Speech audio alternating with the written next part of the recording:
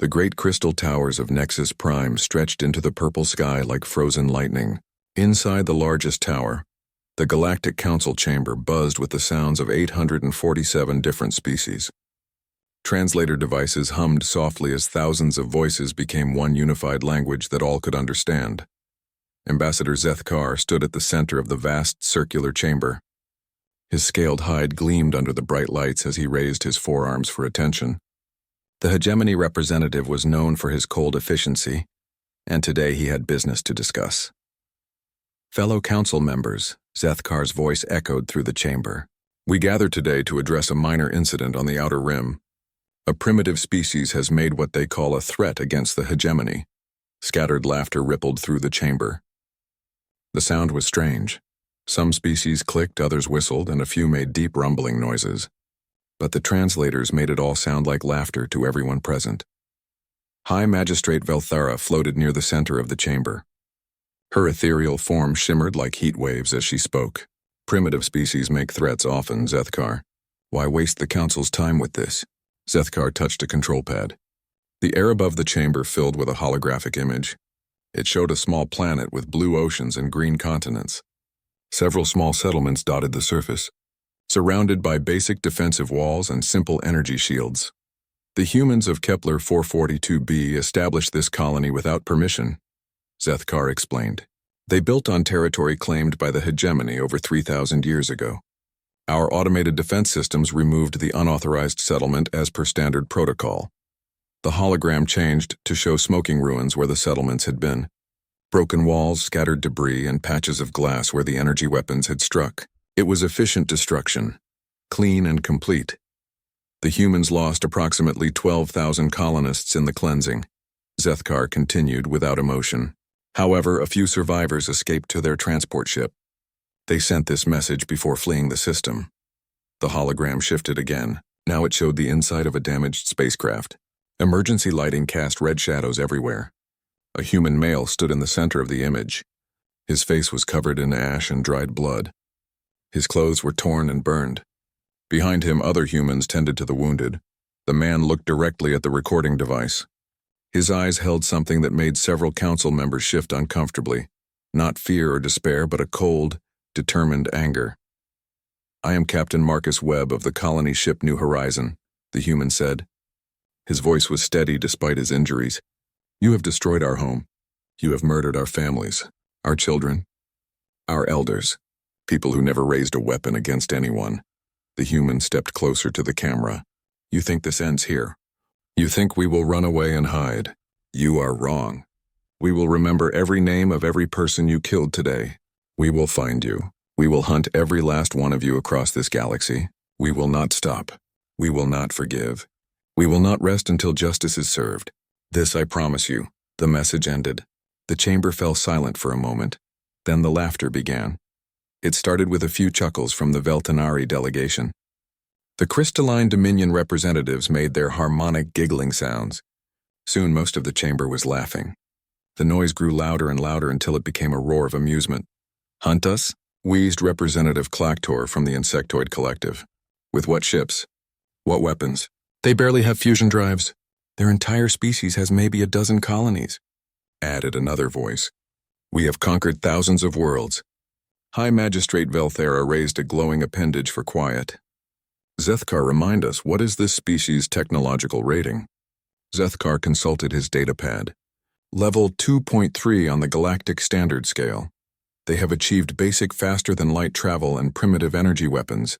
Their largest ship mass is less than a hegemony patrol craft. More laughter echoed through the chamber. Some representatives were sharing the recording with their delegations, pointing and making jokes about the angry mammals. In a small section marked Developing Species, a lone human sat quietly. Ambassador Sarah Chen was the only human representative on the council. She held the rank of observer. She could speak when addressed, but her vote carried no real weight. Sarah watched the laughter with a tight jaw. Her hands gripped the armrests of her chair so hard her knuckles were white. The human seems upset, someone called out, pointing at Sarah. Perhaps she wants to make her own threats. Sarah stood slowly. The chamber grew quieter, waiting to see what the primitive human would say. You don't know us. Sarah said simply. You think you do, but you don't. We know enough, Zethkar replied dismissively. Your species fights with chemical explosives and metal projectiles. You have no energy shields worth mentioning. Your ships require months to travel distances we cover in days. You see our technology, Sarah said. You count our ships and weapons, but you don't understand what we are. Velthara's form flickered with amusement. Enlighten us, Ambassador. What are humans that we should fear them? Sarah looked around the chamber, meeting the eyes and optical sensors of hundreds of different species. We are persistent. When something matters to us, we don't give up. Ever. Persistence, scoffed another representative. Against the combined might of nearly 1,000 civilizations? Your passion is admirable but meaningless. Your Captain Webb spoke of hunting us across the galaxy, Zethkar added. Even if your entire species devoted all their resources to this hunt, what could you possibly do to us? Sarah sat back down without answering. She knew there was no point in arguing further. Velthara called for a vote. All in favor of dismissing this human threat as inconsequential? Lights began appearing across the chamber as representatives voted. Green lights meant agreement. Red meant disagreement. The voting display showed the results in real time. 846 green lights appeared. One red light glowed alone in the developing species section. Motion carried, Velthara announced. The Council will take no action regarding human threats against the hegemony or any other member species. This incident is closed. As the Council session ended, representatives began filing out of the chamber. Many were still chuckling about the vengeful mammals and their emotional outbursts.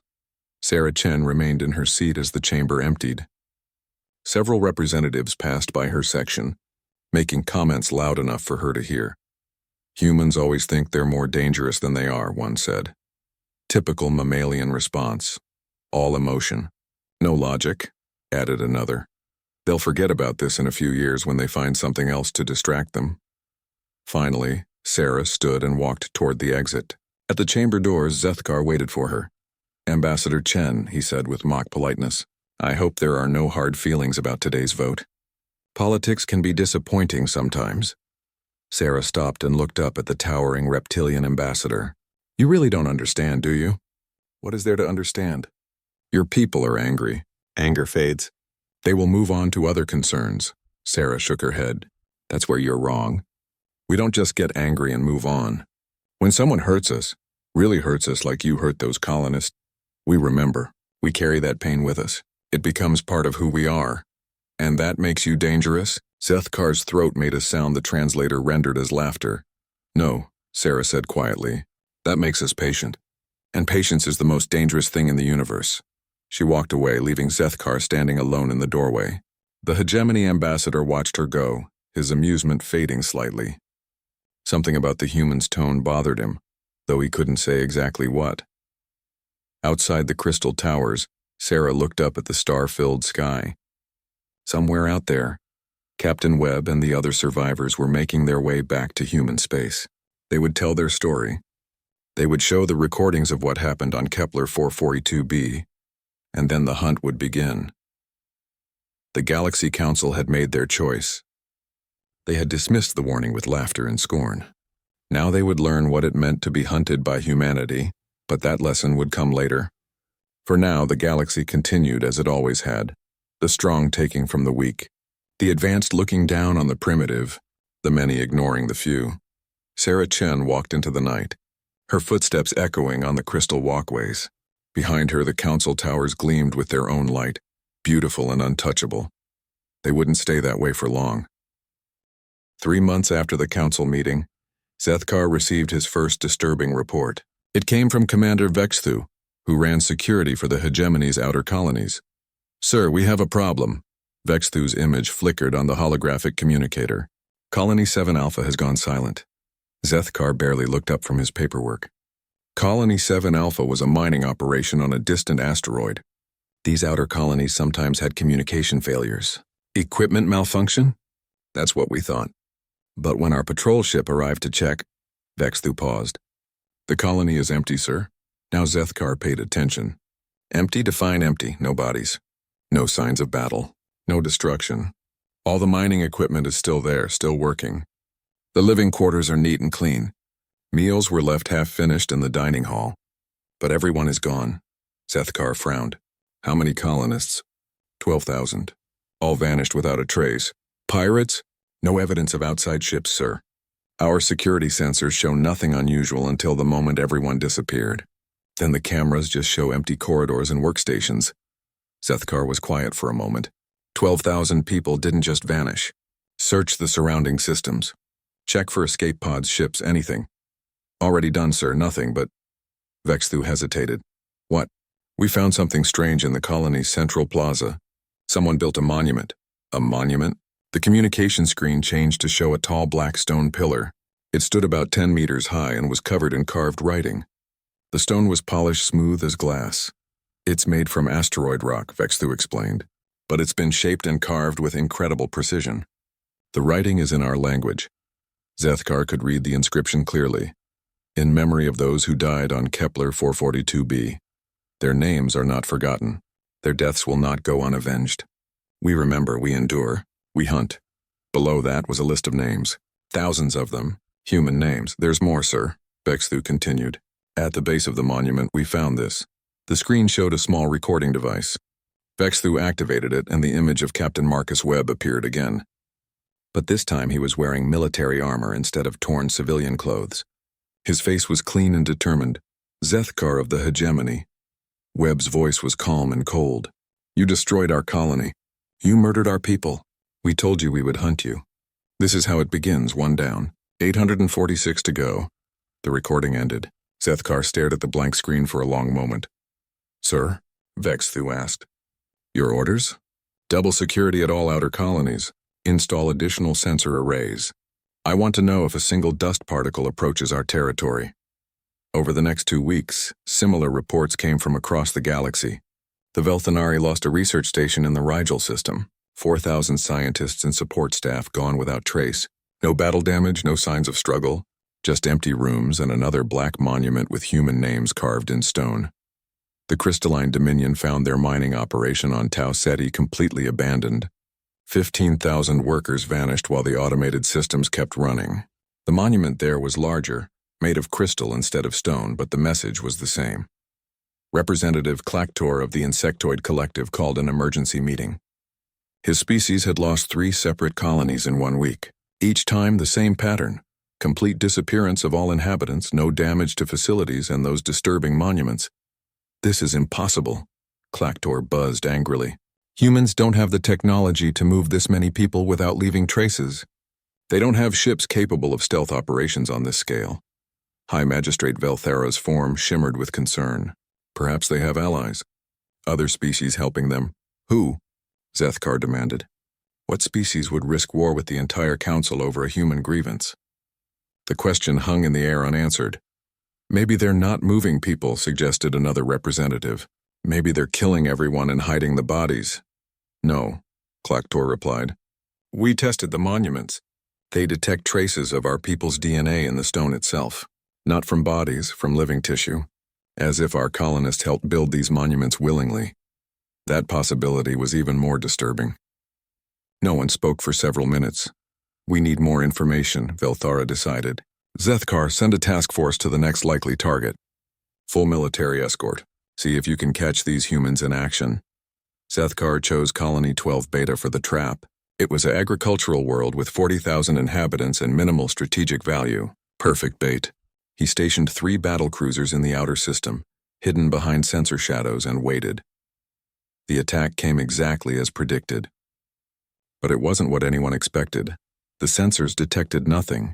No ships, no energy signatures, no gravitational disturbances. The colony's communication array simply stopped responding at 1432 Galactic Standard Time. The task force rushed to the planet's surface. They found exactly what they expected. Empty buildings, abandoned workstations, unfinished meals growing cold. 40,000 people gone without explanation. But this time, the task force commander decided to wait. Maybe the humans would return to build their monument. They didn't have to wait long. At sunset, figures began emerging from the agricultural fields. At first, the hegemony soldiers thought they were colonists who had been hiding. But as the figures came closer, the soldiers realized something was wrong. The colonists moved strangely. They walked in perfect formation, all at exactly the same pace. Their faces were calm and peaceful, but their eyes were empty. They ignored the soldiers completely, as if the armed hegemony forces weren't even there. "Command, this is Ground Team Alpha," the task force commander reported. "The colonists are alive. They're acting strange." The colonists went to the central plaza and began working. Some carried tools, others brought stone blocks. They worked with impossible coordination, as if sharing a single mind. In less than 2 hours, they built another monument, this one larger and more elaborate than the others. When they finished, one of the colonists approached the hegemony commander. It was Governor Thekmal, whom the commander recognized from previous visits to the colony. "Governor," the commander said carefully, "what happened here? Where did you go?" Thekmal smiled peacefully. "We were saved. We understand now. The humans showed us a better way." "What better way? What did they do to you?" "They freed us from the need to hate, from the need to dominate others. We are happy now. Truly happy." The commander felt a chill. "Where are the humans now?" "They are everywhere and nowhere. They move in ways you cannot detect. They see everything you do." Tekmal's smile never wavered. "They are coming for all of us. To save us all." "This is mind control," the commander said. "They're using some kind of technology to control your thoughts." "No," Tekmal replied gently. "They simply showed us who we could be if we weren't afraid. If we didn't need to hurt others to feel strong. We chose this freely." The task force commander ordered his soldiers to arrest the colonists. But when they tried, something incredible happened. The colonists didn't resist. They simply stood still and smiled. And somehow that peaceful response made the soldiers hesitate. Something about the colonists' complete lack of fear or anger made violence seem impossible. Several soldiers actually lowered their weapons without orders. "Fall back to the ships," the commander ordered quickly. "This is some kind of psychological weapon." As the hegemony forces retreated, they heard the colonists beginning to sing. It was a human song, translated into their own language. The melody was hauntingly beautiful, and the words spoke of peace and understanding. Between different peoples, some of the younger soldiers started humming along before they realized what they were doing. The task force fled the planet's surface and jumped to hyperspace immediately. But during the journey back to hegemony space, something troubling happened. The soldiers who had been exposed to the colonists began asking questions. "Why did we cleanse that human colony in the first place?" one asked. "They weren't threatening anyone. The humans were on our territory," his commander replied. "But the territory was empty. We weren't using it for anything. Why not share it?" The commander had no good answer for that question. By the time the task force reached home, 12 soldiers had requested transfers to non-combat positions. They said they no longer felt comfortable with military operations against civilian populations. Zethkar read the commander's report with growing alarm. The humans weren't just making people disappear.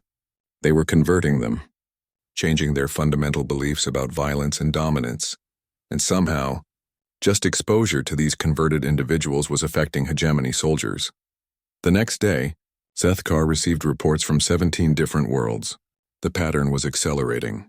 More colonies were going silent, more monuments were appearing, and more converted populations were spreading their strange message of peace.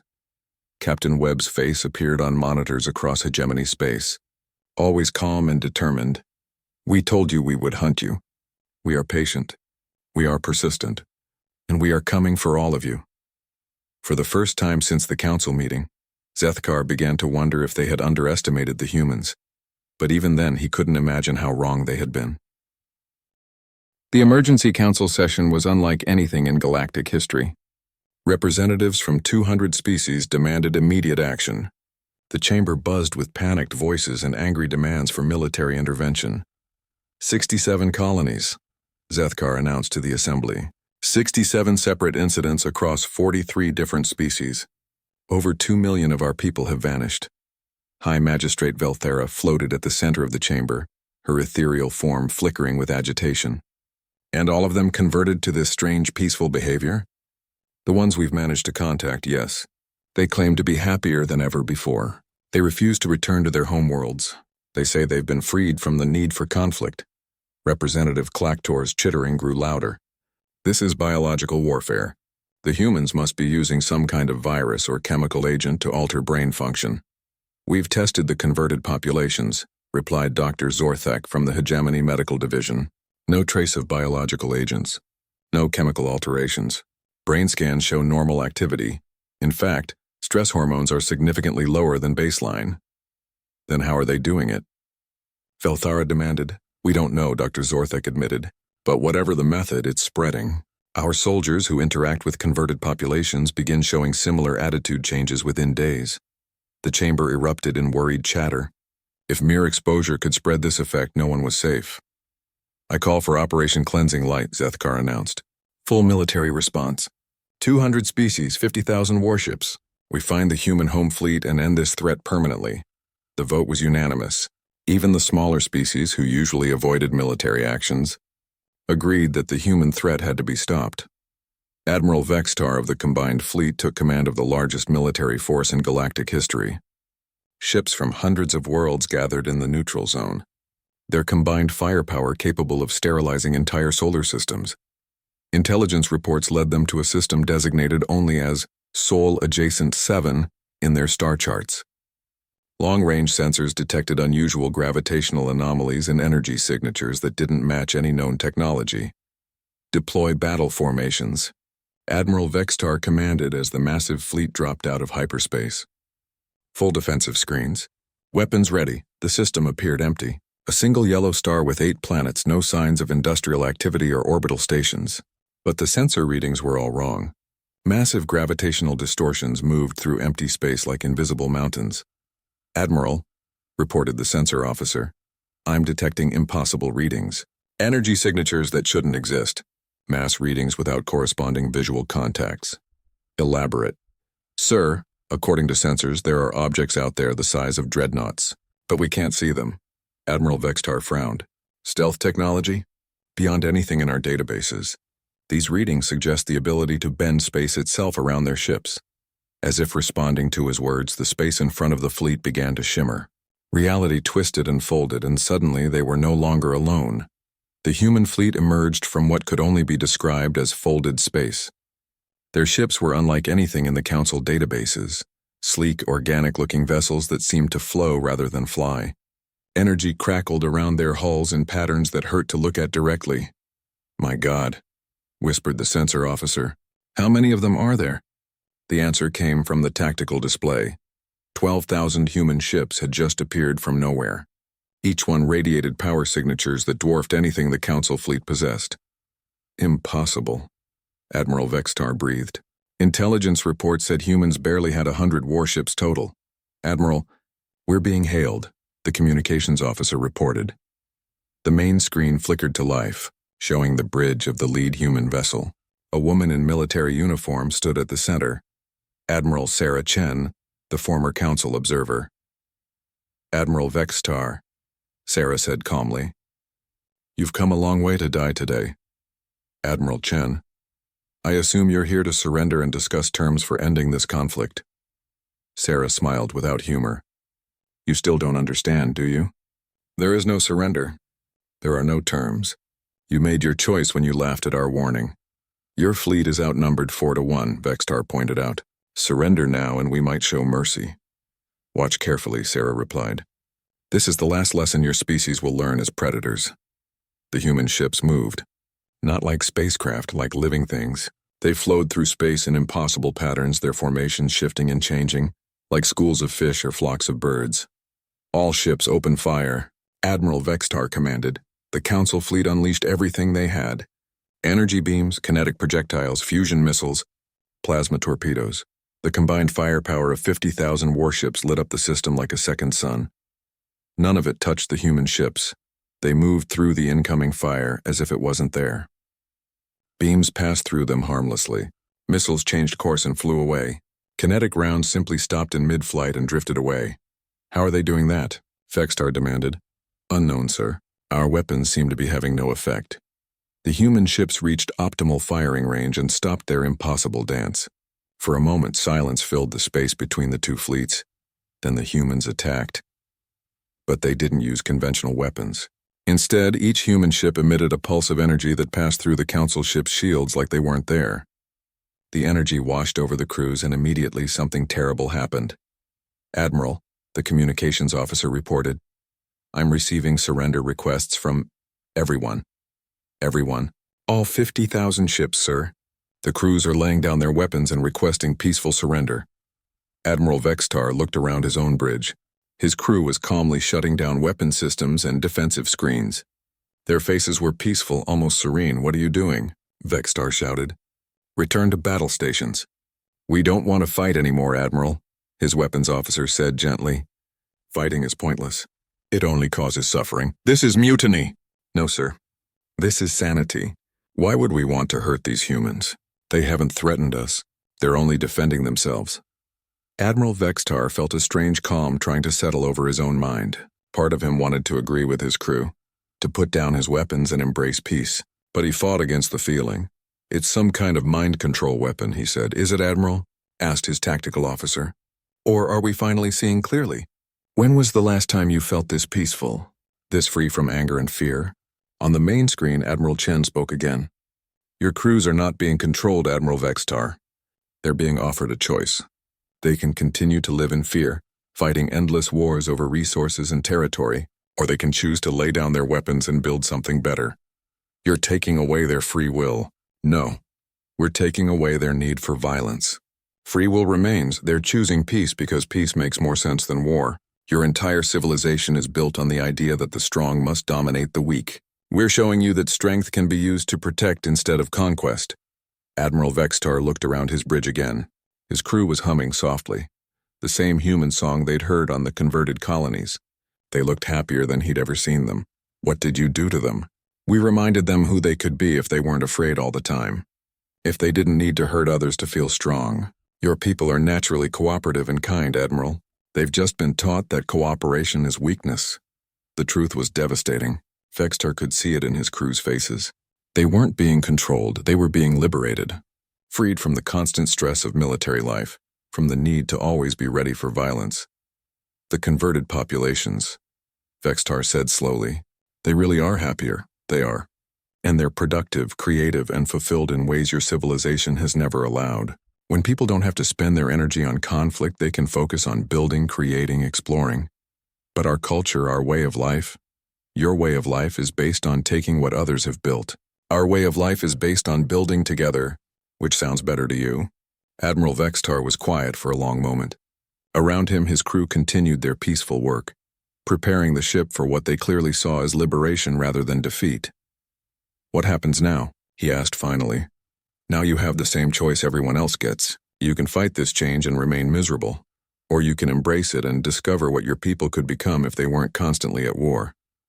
The Admiral looked at his tactical display. 50,000 ships all surrendering peacefully. Millions of trained warriors laying down their weapons not in defeat, but in relief. Will we still be ourselves? You'll be better than yourselves. You'll be who you were meant to be before fear and aggression took over your civilization. Admiral Vextar felt the strange calm washing over him again. This time he didn't fight it. Signal the fleet, he said quietly. Full surrender. Stand down all weapon systems. On the screen, Admiral Chen nodded respectfully. Welcome to the future, Admiral. Your people are going to love what comes next. As the human ships moved among the surrendered Council fleet, Admiral Vextar realized something that would have horrified him just minutes earlier. He was looking forward to seeing that future himself. The greatest military force in galactic history had the emergency council session 3 days later was chaos. Only half the representatives showed up. The others were reportedly indisposed after contact with converted populations. Those who did attend spoke in worried whispers about the complete collapse of their military response. Zethkar stood before the assembly, his scaled hide dulled with stress. 50,000 ships, our greatest military force in history, surrendered without firing a shot. How? Demanded Representative Mordak of the warrior caste. What weapon could do this? We don't know. Our scientists can't explain the technology. Our military experts can't understand the strategy. All we know is that whatever the humans are doing, it's spreading faster than we can contain it. High Magistrate Velthera's form flickered weakly. The converted populations, are they really unharmed? That's the most disturbing part, Dr. Zorthek reported. Medical scans show they're healthier than ever. Stress hormones down 90%. Brain activity shows increased creativity and problem-solving ability. By every measure we can test, they're better off than before. Then why does it feel so wrong? Mordek growled. Before anyone could answer, the chamber doors opened. Ambassador Sarah Chen walked in, but she wasn't alone. Behind her came a group of guards that made the council members gasp in horror. The guards were their own people. Zethkar recognized Commander Vexthu from the hegemony. Representative Klak Tor saw his own military advisor among the group. Velthara's aide was there, along with dozens of other familiar faces from across the galaxy. But they moved with eerie coordination. Their faces were calm and peaceful. Their eyes held no trace of the ambition and competitive drive that had defined their species for millennia. "Greetings, Council," Sarah said as she took her place at the center of the chamber. "I've requested this emergency session to share some important information with you." "Those people," Zethkar pointed at the guards, "they're from our worlds." "What have you done to them?" "We saved them," Sarah replied simply. "Just as we've saved millions of others across the galaxy." She activated a holographic projector. The air above the chamber filled with images, vast installations throughout the galaxy that none of the council members had ever seen before. "For the past 6 months, we've been building rehabilitation centers on 200 worlds," Sarah explained. "Medical facilities, educational campuses, recreational areas. The people you call disappeared are living there, learning what it means to exist without fear." The images showed incredible cities filled with beings from dozens of species working together. Children of different races played in the same parks. Scientists from former enemy species collaborated on research projects. Artists created beauty instead of weapons. "This is impossible," Velthara whispered.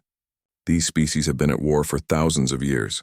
"Because you taught them that war was necessary," Sarah replied. "We taught them that it isn't." Zethkar studied the images carefully. "Where are these facilities?" "We've detected no such construction projects. You weren't meant to detect them. We've learned to hide from your sensors quite effectively." "How long have you been planning this?" Sarah smiled sadly. "Since the moment you destroyed our colony. Since the moment you laughed at our warning. You gave us a choice: accept being victims or find another way. So you chose conquest. No, we chose healing." Sarah touched another control. The hologram changed to show medical data, psychological profiles, and detailed studies of the converted populations. Every species in this galaxy has built their civilization on a simple premise: the strong take from the weak. You call it natural law. You say it's the way intelligent life must develop. The data filled the air around them. Countless examples of slavery, genocide, resource wars, and territorial expansion across galactic history. "But what if you're wrong?" Sarah continued. "What if cooperation is actually more natural than competition? What if the need to dominate others is just a learned behavior that can be unlearned?" Dr. Zorthek leaned forward. "The consciousness manipulation technology, how does it work?" "It doesn't manipulate consciousness," Sarah replied. "It removes the barriers that prevent natural empathy from functioning.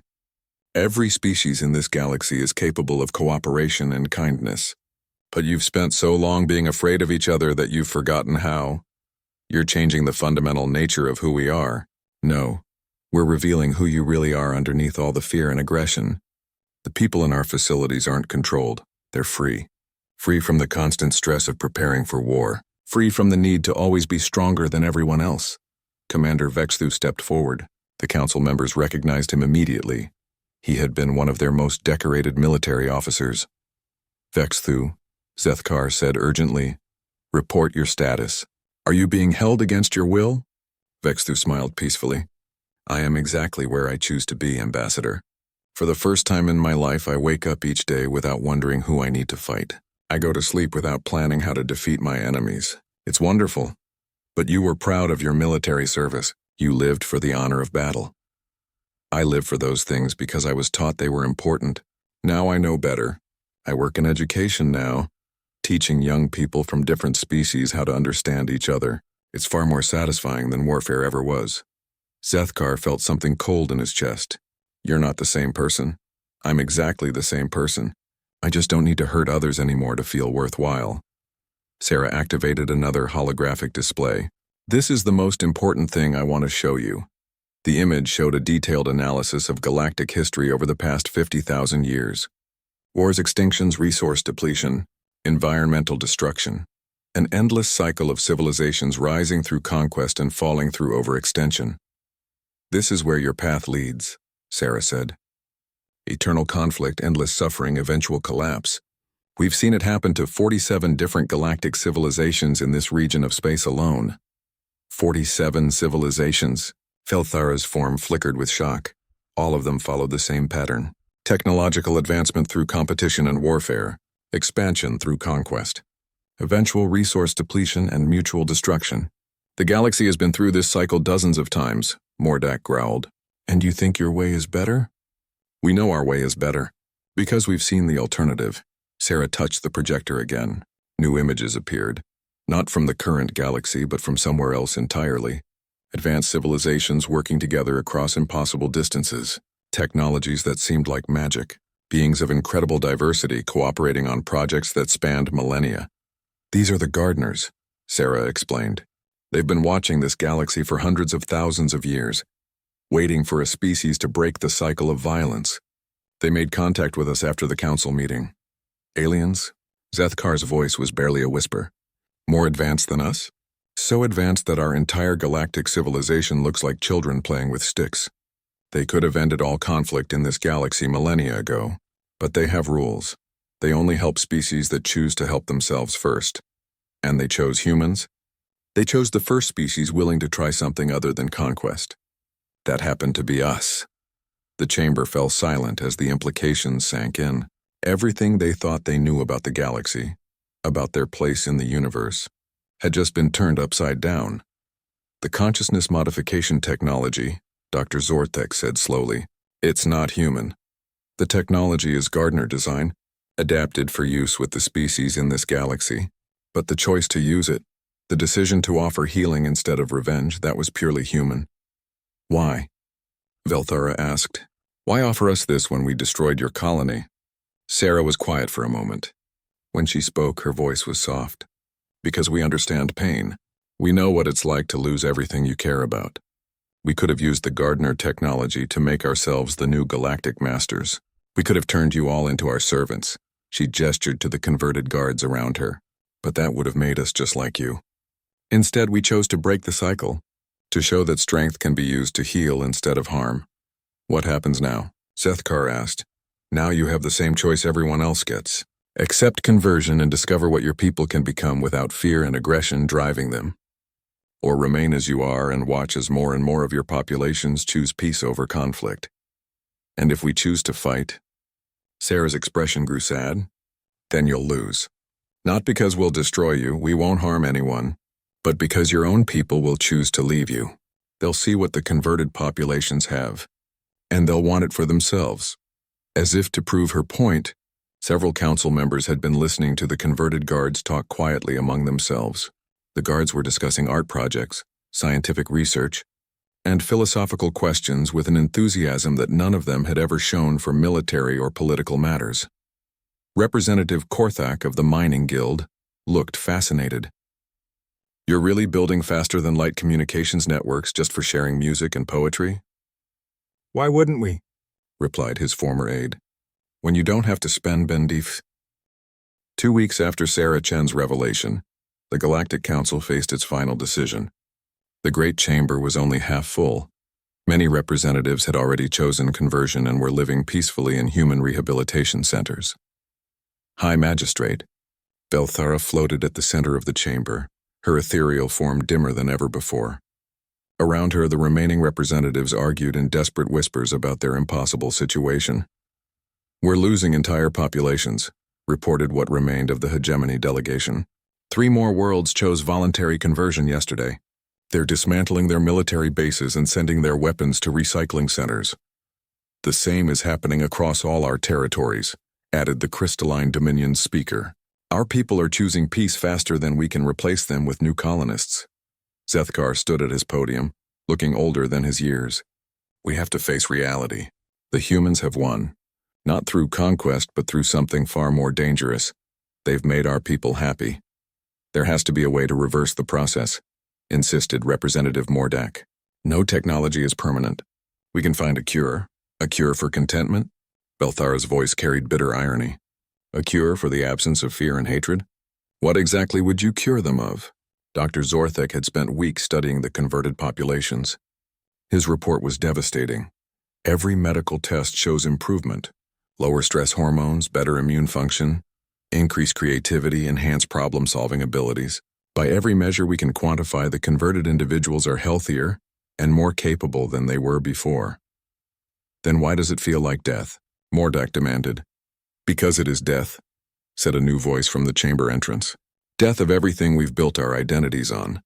The representatives turned to see Captain Marcus Webb walking into the chamber. He wore simple civilian clothes now, not military armor. His face was calm and peaceful, but his eyes still held that same determined intelligence they'd seen in his original warning. Captain Webb, Zethkar acknowledged. Come to gloat over your victory? I've come to make you understand what victory actually means, Webb replied. He walked to the center of the chamber and looked around at the remaining representatives. You think we've defeated you? You're wrong. We freed you. From what? Mordak snarled. From the need to always be afraid, from the exhaustion of constant competition, from the loneliness of seeing everyone else as a potential threat. Webb activated a portable holographic projector, the air filled with images of the converted worlds, not the sterile medical facilities the Council had imagined, but vibrant, creative societies unlike anything the galaxy had ever seen. This is what your people are becoming, Webb said. Artists collaborating across species lines to create beauty beyond anything achieved by single-species efforts. Scientists sharing knowledge freely instead of hoarding it for military advantage. Children of former enemy species playing together, learning from each other. The images were undeniably beautiful. Cities that blended architectural styles from dozens of worlds. Parks where beings of completely different biologies had found ways to share the same spaces peacefully. Research centers where former military scientists worked on projects to heal damaged ecosystems instead of developing new weapons. It's not natural, Mordak protested. Competition drives evolution. Conflict makes us stronger, does it? Webb asked. Look at your history. 50,000 years of the same pattern. Rise through conquest, fall through overextension. How has that made you stronger? He changed the holographic display to show galactic history, the same devastating cycle of civilization after civilization destroying itself through endless warfare. The gardeners have watched 47 different galactic civilizations follow this exact path. Every single one ended the same way, mutual annihilation. You think conflict makes you strong, but it's actually making you extinct. Velthara's form flickered with distress. But without competition, without the drive to be better than others, what motivates advancement? What drives progress? Curiosity, Webb said simply. The desire to understand, the joy of creation, the satisfaction of helping others flourish. He showed them more images from the converted worlds, incredible technological breakthroughs developed not for military advantage, but purely for the satisfaction of solving complex problems. Art forms that transcended anything single species had ever created. Philosophical advances that came from minds no longer focused on defeating enemies. When people don't have to spend their energy on conflict, Webb explained, they can focus on building. When scientists don't have to develop weapons, they can cure diseases. When artists don't have to create propaganda, they can explore the deepest questions of existence. You're asking us to stop being ourselves, Zethkar said quietly. We're asking you to become your best selves, the selves you could have been all along if you hadn't been taught that everyone else was your enemy. Webb paused the presentation and looked directly at each remaining representative. I know this is terrifying. I know it feels like losing everything that defines you. But I want you to think about something. When was the last time you felt truly peaceful? When did you last go to sleep without worrying about threats? When did you last look at another being and feel simple joy at their existence instead of calculating whether they were useful or dangerous? The chamber was silent. The representatives couldn't answer because they couldn't remember ever feeling that way. That's what we're offering you, Webb continued. Not control. Not servitude. Peace, real peace. The kind of peace that lets you discover who you really are underneath all the fear and aggression. And if we refuse? Velthara asked. Then you remain free to choose your own path. But you should know your people are choosing differently, not because we're forcing them, but because they can see the difference between the converted populations and their old lives. As if summoned by his words, a group of beings entered the chamber. They were ordinary citizens from various council worlds, not political leaders or military officers, just regular people who had somehow gained access to the secure facility. "How did you get in here?" Mordak demanded. "We walked in," replied a hegemony citizen. "The guards didn't stop us. They said we had the right to hear this discussion since it affects our future." Zethkar looked around frantically. "Where are the security forces?"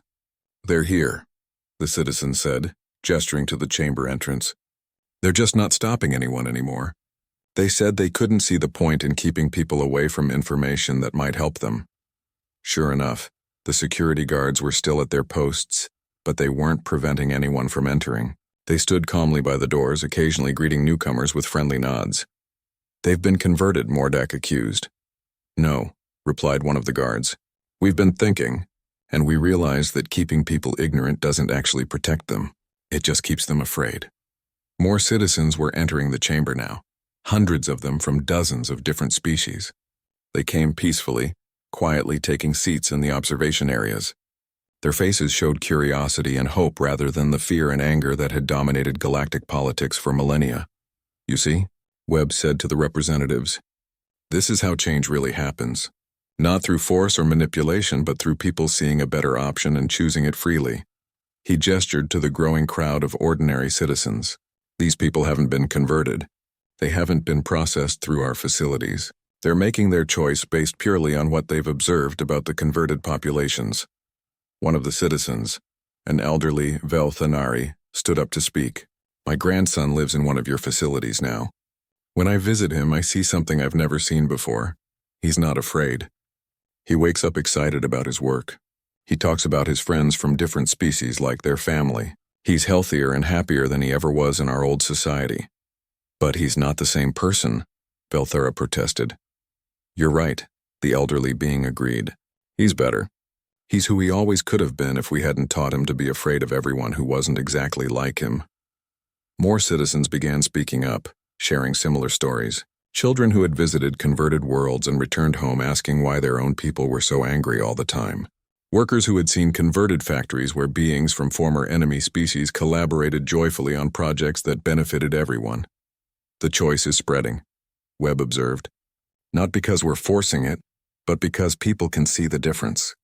They can see what life looks like without constant fear and competition." Zethkar looked around the chamber at the growing crowd of citizens. "How many of our people want this change?" "Let's find out," suggested one of the citizens. "Let's vote. Not just the council representatives, but everyone. Let each being choose for themselves what kind of future they want." The suggestion rippled through the crowd. Voices began calling for a galaxy-wide referendum, not controlled by governments or councils, but a direct choice by every individual being. Velthara's form flickered with resignation. "And if the majority chooses conversion?" "Then that's what happens," Webb replied. "Not because we conquered you, but because you chose to evolve. And if the majority chooses to remain unchanged?"